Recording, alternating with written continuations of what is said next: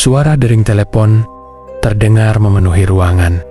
Namun tak ada satupun dari riuh orang di dalam sana yang mengangkatnya. Seorang wanita tengah menatap lurus sebuah jurnal di depannya, sembari membolak-balik lembar per lembar. Tempat di mana wanita itu biasa menggunakan kertas-kertas itu sebagai bahan untuk menulis tajuk berita sebelum melemparkannya ke publik.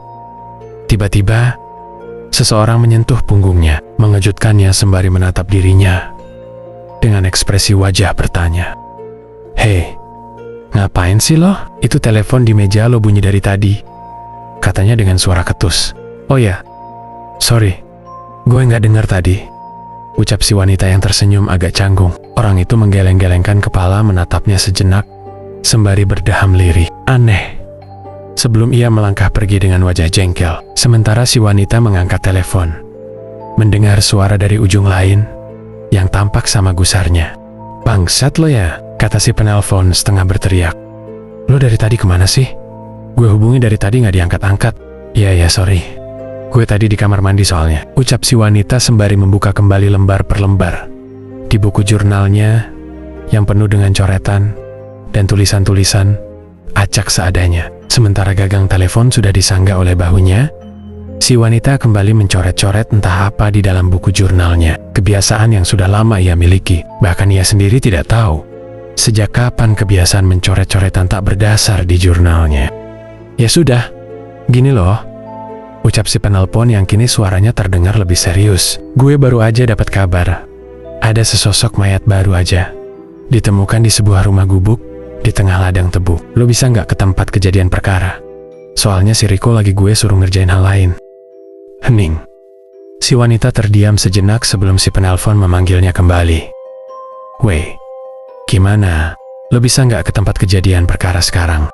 Ekspresi si wanita tampak termenung untuk sesaat. Entah kenapa suara dari si penelpon seakan tak terdengar lagi di telinganya digantikan dengan keheningan yang memanjang sejauh mata memandang. Selang beberapa saat, ruangan yang seharusnya ramai itu mendadak menjadi lebih sunyi, dan kegelisahan yang pernah wanita itu rasakan dulu mendadak menyeruak kembali.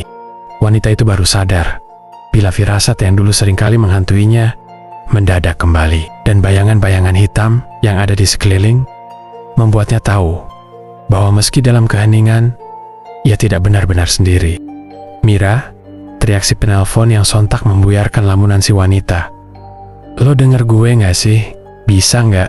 Iya, bisa kok bisa." "Di mana alamatnya?" tanya wanita itu dengan nada sedikit parau. Mira itu adalah nama wanita itu, sebuah nama yang diberikan oleh almarhum ayahnya yang menghilang tanpa jejak. Meski begitu, Mira tumbuh menjadi seorang wanita yang tangguh, lebih tangguh dari apapun, bahkan sejak kepergian neneknya, orang kedua yang paling ia sayangi setelah ayahnya. Mira mendengarkan dengan seksama alamat yang dikatakan si penelpon, sembari mulai menulis di jurnalnya alamat tempat-tempat kejadian perkara itu berada. Namun tiba-tiba Mira terdiam dalam keheranan saat menyaksikan apa yang tertulis di atas kertas buku jurnalnya adalah sebuah tulisan yang terbaca dari coretan-coretan tangan Mira saat ia sedang menelpon tadi. Meski hanya sebatas coretan-coretan acak yang dibuat serampangan, namun coretan itu bisa terbaca dengan aksara Jawa kecil di sampingnya. Coretan itu terbaca sangat jelas, sebuah tulisan yang bila dibaca menjadi dua kalimat yang belum pernah Mira lihat sebelumnya. "Janur Ireng."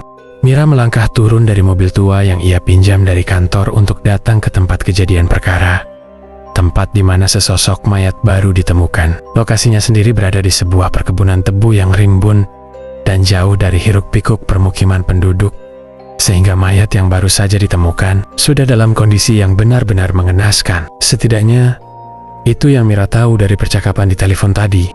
Berbekal kartu jurnalis yang Mira punya, polisi yang berjaga di depan garis kuning mengizinkan Mira masuk sementara di luar garis kuning. Sudah banyak dipenuhi orang-orang yang sama penasarannya satu sama lain. Mira melangkah di atas tebu-tebu yang dipangkas secara serampangan, sembari melihat sekeliling.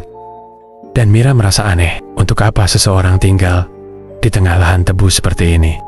Mira sempat mewawancarai beberapa penduduk yang ada di sekitaran tempat kejadian perkara. Mereka mengaku tidak ada yang tahu bila ada sebuah rumah yang dibangun di tengah-tengah lahan tebu yang luas ini. Apalagi setelah ditemukannya seonggok mayat yang ada di dalamnya. Setelah menempuh kurang lebih 100 meter dari jalan, barulah Mira bisa melihat rumah gubuk itu yang disusun dengan kayu-kayu tua. Mira mendekati rumah itu, di mana di depan rumah terlihat banyak petugas dan beberapa teman jurnalis yang Mira kenal. "Mbak Mira," panggil seorang petugas yang kebetulan mengenali Mira. Mira mendekat.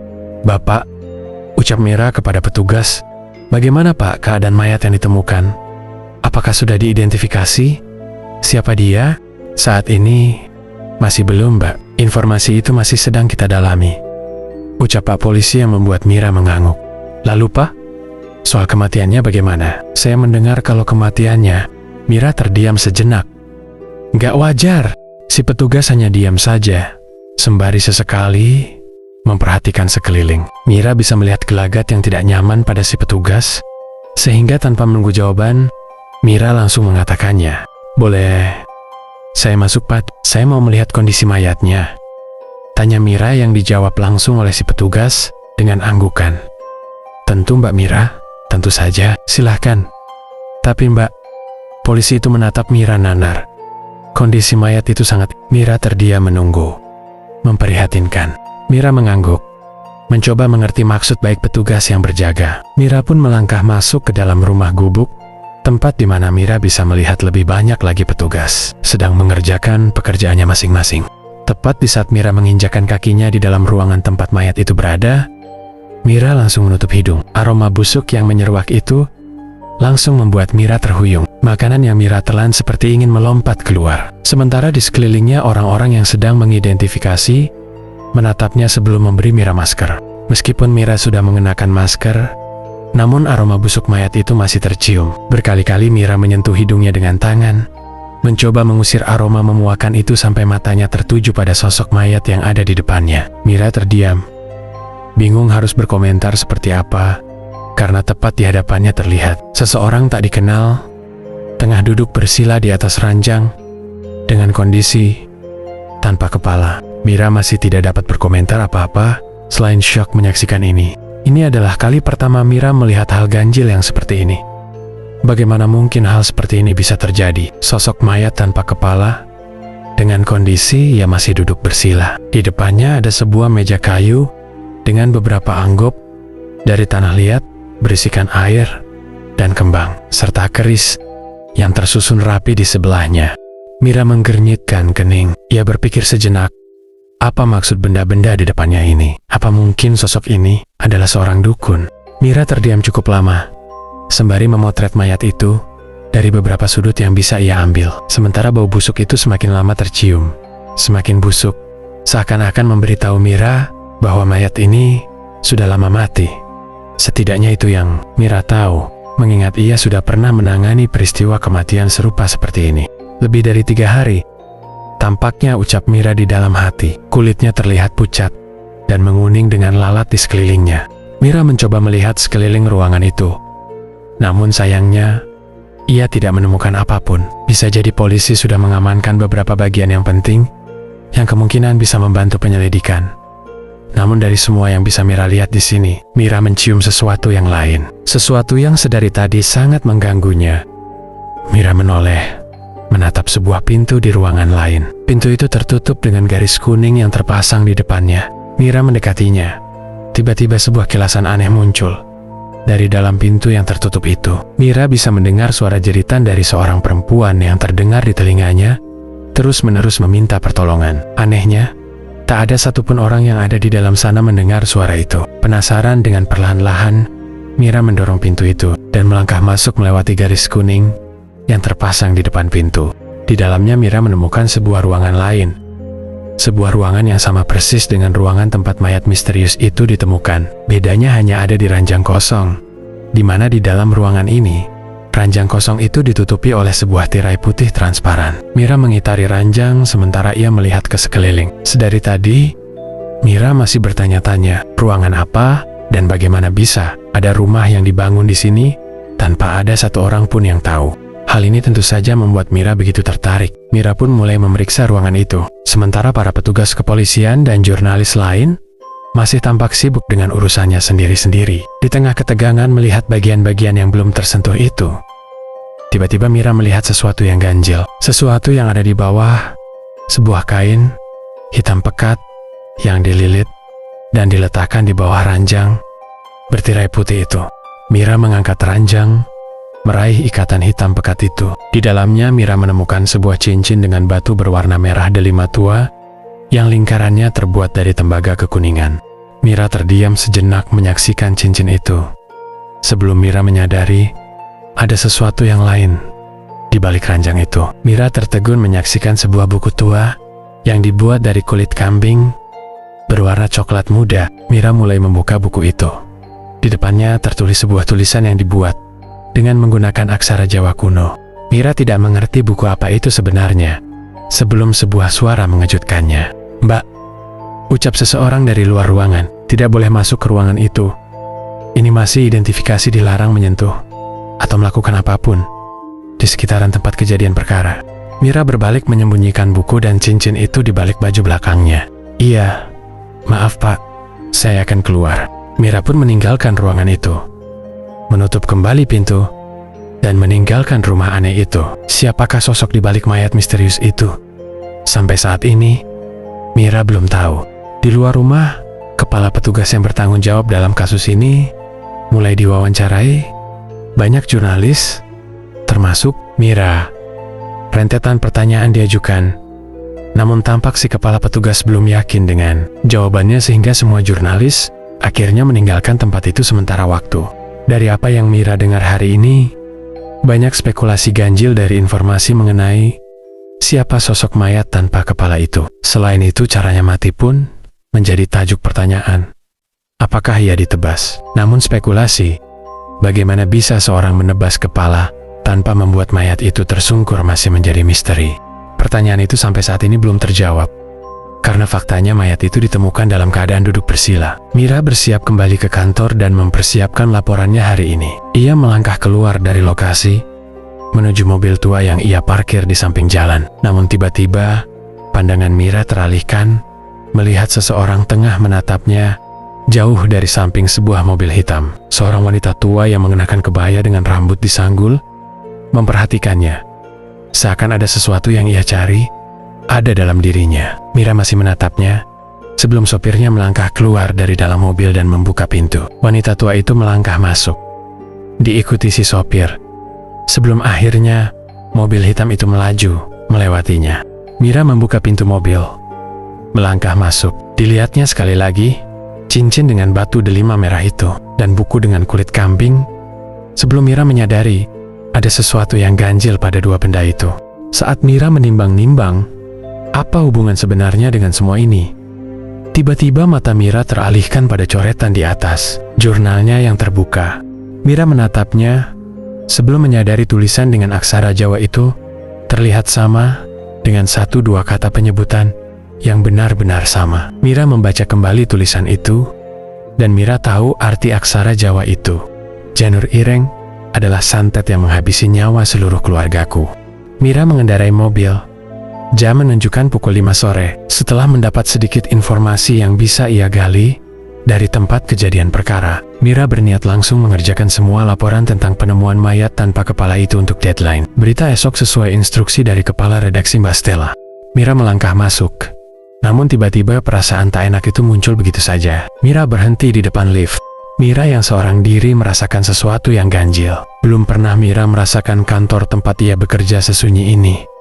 Seakan ini bukanlah kantor yang biasa ia lalui. Lagi pula ini masih terlalu dini bagi para karyawan yang sudah meninggalkan kantor. Mira membuang perasaan ganjil itu manakala pintu lift terbuka. Tanpa membuang waktu dengan tas di punggung, Mira melangkah masuk. Ia kemudian menekan tombol lantai 7. Lantai tempat di mana Mira biasa bekerja. Pintu lift tertutup. Perlahan-lahan lift bergerak naik. Mira masih teringat dengan mayat tanpa kepala itu. Pembunuhan macam apa? Hingga kepalanya saja sampai tidak ditemukan. Mira berdeham setiap kali mengingat hal itu. Tiba-tiba suara pintu lift mengalihkan perhatian Mira, manakala ketika pintu lift terbuka, Mira melihat seseorang melangkah masuk. Seorang wanita muda yang tak ia kenal melangkah masuk. Ia tersenyum pada Mira. Namun Mira menanggapinya dengan anggukan yang canggung. Mira melirik tombol lantai dan baru menyadari ia masih ada di lantai 3, tempat di mana kantor dari bagian lain berada. Si wanita berambut hitam panjang itu mengenakan blus merah dengan rok hitam, berbanding terbalik dengan pakaian Mira yang apa adanya. Mengingat Mira sendiri ikut terjun ke bagian lapangan, wanita itu lalu berdiri di samping Mira sebelum akhirnya ia menekan tombol lift di angka 9. Tak ada sesuatu yang aneh bagi Mira saat itu, kecuali saat tiba-tiba di dalam kecanggungan lift, Mira merasa aneh dengan wanita tersebut yang lebih banyak memilih untuk diam, tak bergerak sedikit pun. Hal itu semakin menguat saat Mira terus mengawasi wanita itu dari sudut pandang matanya. Ia sadar wanita itu hanya diam mematung, memandang pintu lift dengan tatapan mata kosong. Mira mencoba untuk tetap tenang. Ia memilih tak banyak bereaksi. Sejujurnya, Mira bukan orang yang suka ikut campur urusan orang. Ia sendiri selalu merasa tak nyaman bercakap dengan orang yang tak ia kenal, meskipun orang itu bekerja di perusahaan yang sama dengan dirinya. Suara pintu lift terdengar. Mira bersiap melangkah keluar saat tiba-tiba ia mendengar suara lirih dari wanita di sampingnya itu. Ia berbicara tentang Sang Angkara Westeko, yang artinya Sang Angkara sudah datang. Mira tertegun sesaat, lalu menoleh melihat si wanita. Aneh, pikir Mira. Tatapan wanita itu masih kosong, namun ada senyuman yang tersungging di sudut bibirnya. Mira keluar dengan perasaan semakin aneh, meski ia tak mendengar dengan jelas maksud ucapan wanita itu. Namun, Mira yakin ada sesuatu yang tiba-tiba mengganjal di dalam dirinya. Sesuatu yang selalu muncul di kepala Mira, namun selalu gagal. Ia gali. Lika-liku di dalam kepalanya benar-benar seperti labirin. Yang anehnya, Mira tidak bisa jangkau seorang diri. Hal apa yang sebenarnya terjadi dengan dirinya? Mira terhenyak. Ia masih berdiri di depan pintu lift yang sudah lama tertutup. Mira berbalik menuju meja kerjanya, meletakkan tas, dan mengeluarkan beberapa buku catatan dan jurnal tempat ia menulis informasi detail dari kejadian hari ini. Ditemukan mayat tanpa kepala di area perkebunan tebu. Setidaknya itu adalah headline yang terpikirkan oleh Mira saat ini. Namun, Mira masih belum merasa yakin apakah itu cukup untuk menarik perhatian dari pembacanya. Mira melihat jam di tangannya sudah pukul 5 lebih. Ia melirik jendela di mana langit sudah mulai kemerahan. Tiba-tiba Mira teringat dengan jurnal-jurnal di dalam tasnya. Ia mengambil jurnal khusus, tempat biasa Mira menggoreskan catatan-catatan di luar pekerjaannya sebagai jurnalis. Ia mulai membuka satu persatu lembar yang ada di dalam jurnal, sampai tangannya berhenti di coretan kasar yang masih membingungkan bagi Mira sendiri. Janur Ireng. Batin Mira menatapnya. Bagaimana ia bisa menulis catatan ini dalam keadaan yang tidak sadar? Mira merogoh isi tasnya dan mengambil buku tua dengan sampul dari kulit kambing coklat itu, lalu membuka lembar pertamanya. Mira mencocokkan satu sama lain seperti sebelumnya untuk meyakinkan dirinya bahwa aksara Jawa yang terpampang di sana benar-benar sama, dan ternyata memang sama. Menghabisi nyawa seluruh keluargaku. Mira terdiam lama duduk di kursinya.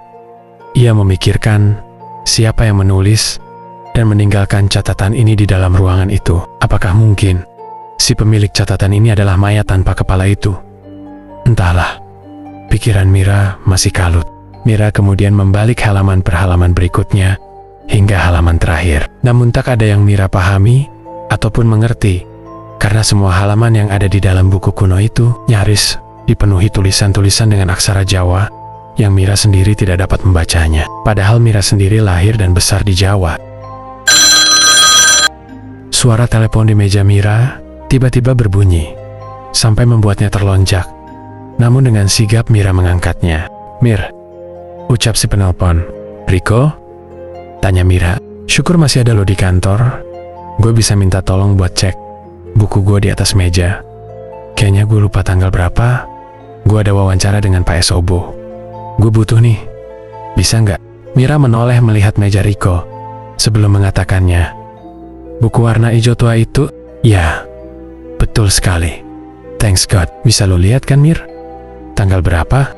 "Oke," kata Mira. Ia berdiri dari tempatnya duduk, lalu berjalan perlahan mendekati meja Riko. Ia melihat buku berwarna hijau tua itu membuka lembar per lembar halaman, saat tiba-tiba suara pintu lift terdengar. Mira menoleh melihat ke arah pintu lift. Ruangan tempat Mira bekerja sendiri adalah ruangan yang memang didesain dengan sedinamis mungkin, sehingga meski dari meja para karyawan bisa melihat langsung ke arah pintu lift sehingga para karyawan yang bekerja bisa tahu kedatangan dan kepergian seseorang dari segala sisi ruangan. Mira masih menatap pintu lift. Ia terpaku menunggu siapa yang akan keluar dari sana. Namun anehnya, tak ada siapapun yang melangkah keluar dari sana. Mir, gimana, tanggal berapa itu? Mira terhenyak, ia lupa bila Riko sedang menghubunginya. Mira kembali fokus pada buku di depannya, melihat lembaran di atas meja, dan setelah mencari-cari akhirnya Mira menemukannya. Tulisan Riko tentang wawancaranya dengan Pak Sobo, salah satu orang terkaya di negara ini, tanggal 24 Agustus tahun 2020. Mira melihat ke arah lift lagi. Entah apa yang baru saja terjadi. Mira merasakan perasaan paling tak enak yang belum pernah ia rasakan hingga sejauh ini.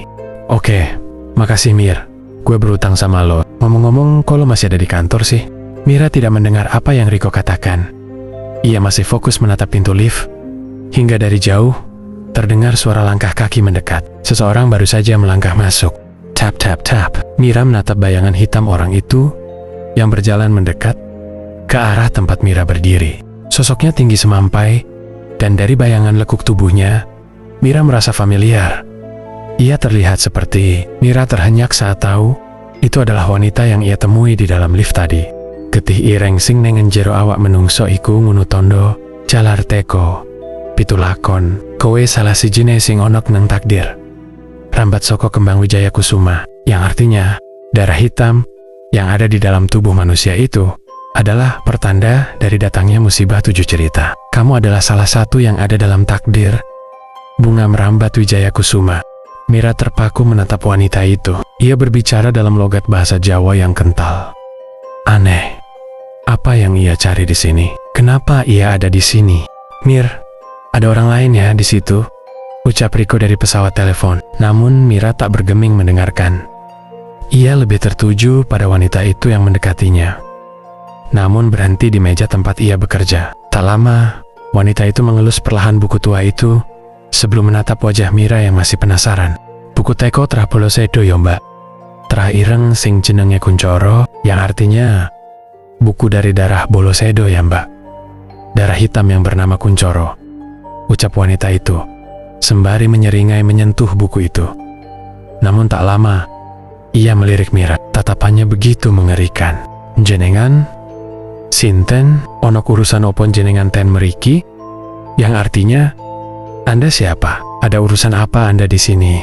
Wanita itu masih tersenyum ganjil, membuat Mira bergidik ngeri. Satu tangannya seperti menyembunyikan sesuatu yang tidak dapat Mira lihat, sementara tangan lain membelai buku itu sembari terus menyebut-nyebut tentang Kuncoro. Mir Janco, jawablah. Ada orang lainnya di sana. Mira masih tak menjawab pertanyaan Riko, karena wanita itu kini berjalan mendekatinya. Kulo wonten urusan kali jenengan, amergo kulo nyuwun tulung. Tulung, adekku mbak, jenenge Bayu Saseno. Kowe kudu nulung Bayu, amergo Bayu iku podo karon jenengan pitu kurdo sing bakal dadi musuhe pitu lakon. Yang artinya, saya ada urusan dengan kamu. Karena itu saya meminta tolong. Tolong adikku mbak, namanya Bayu Saseno. Kamu harus menolong dia. Karena Bayu itu sama seperti kamu. 7 yang dipilih, yang kelak akan melawan 7 yang lain. Nolong, jawab Mira dengan nada bertanya. Wanita itu sudah berdiri di depan Mira. Ia menyentuh Mira, menatapnya dengan tatapan mengiba. York, opo caren? Aku nulung, sopo iku pituh lakon? Yang artinya, bagaimana caraku untuk menolong? Siapa itu? 7 yang lain. Wanita itu hanya diam sebari menatap wajah Mira. Pituh lakon iku bencono sing bakal mok temoni. Mari iki, waktu newes cedek, mbak isok nolong adikku ambek. Yang artinya, 7 yang aku maksud adalah bencana yang akan kamu temui. Waktunya sudah dekat. Mbak bisa menolong adik saya dengan... Wanita itu terdiam sejenak. Getihmu, yang artinya darahmu. Mira baru menyadari bahwa di balik punggungnya, ia menyimpan sebilah pisau yang ia ambil dengan tangannya. Ia langsung menancapkannya tepat di bahu Mira. Mira yang terkejut tak dapat melawan banyak. Namun Mira berhasil mendorong wanita itu yang berhasil menarik pisau dengan lumuran darah Mira. Mira terempas duduk menatap wanita itu yang tertawa sinting di depan Mira.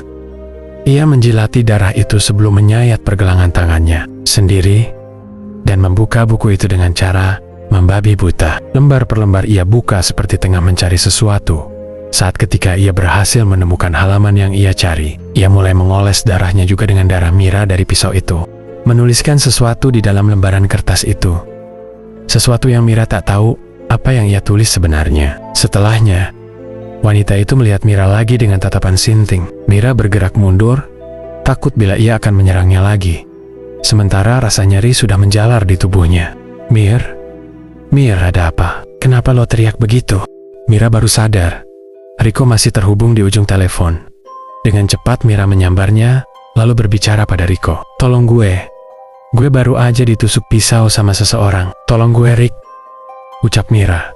Kesadarannya perlahan mulai menghilang, namun Mira masih bisa melihat wanita itu. Ia mendekati Mira perlahan-lahan, sembari tetap menatap dengan pandangan menyeringai. Mira berusaha bergerak mundur, namun tubuhnya sudah lemah lunglai, akibat banyaknya darah yang sudah keluar dari dalam tubuhnya. Mir, gue bakal minta bantuan.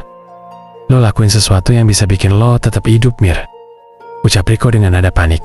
Si wanita merebut gagang telepon, lalu menutupnya. Ia kemudian meletakkan buku itu di depan Mira, lalu berbisik lirih. Ngapunten, kulo kudu ngene, iling-ilingen Mbak Bayu Saseno, jeneng iku kudu mogoleki, yang artinya maaf, saya harus melakukan ini. Ingat-ingat Mbak Bayu Saseno, nama yang kamu cari setelah ini. Setelah meletakkan buku di depan Mira, wanita itu melangkah mendekati jendela. Ia kemudian menaiki rangkaian besi di sekitarnya. Mira terpaku tahu apa yang akan dia lakukan.